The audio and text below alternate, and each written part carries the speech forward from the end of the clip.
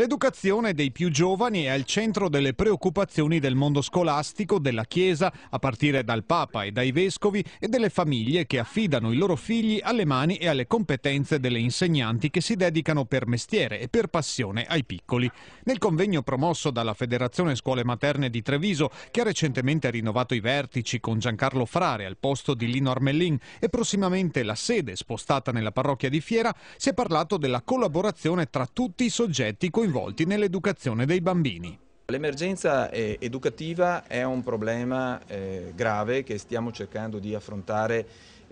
già da oggi con una serie di interventi che però ovviamente dipendono anche dalle risorse che potremo avere a disposizione. Il patto di corresponsabilità è invece un ragionamento più ampio che coinvolge un aspetto culturale che vorremmo impostare con i genitori e anche con il territorio. Sono circa 900 le insegnanti coinvolte in tutta la provincia, con la stretta e consolidata collaborazione tra le diocesi di Vittorio Veneto e Treviso. 238 le realtà scolastiche presenti, nido e scuola materna, che in molti casi svolgono un servizio insostituibile e non adeguatamente sostenuto dai finanziamenti pur previsti dalla legge.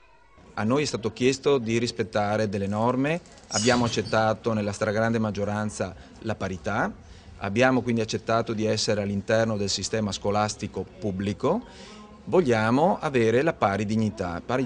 dignità significa avere un finanziamento adeguato, perché un servizio pubblico in altri settori riceve finanziamenti adeguati e vogliamo passare dal contributo che pietosamente continuiamo a sollecitare al riconoscimento di un servizio e quindi al riconoscimento dell'effettivo costo, esattamente come avviene per il servizio pubblico in altri settori. Il governo ha reintegrato 120 dei 133 milioni tagliati per il 2009, ma il piano triennale della legge finanziaria prevede una riduzione dei fondi ancora più alta per il 2010 e il 2011. Non c'è scusa che possa tenere la crisi economica, perché questi sono servizi pubblici a tutti gli effetti fatti alle famiglie, vanno sostenute in questo momento, quindi ricaricare sulle rette alle famiglie questi tagli assolutamente è insostenibile e da questo punto di vista bisogna cambiare registro.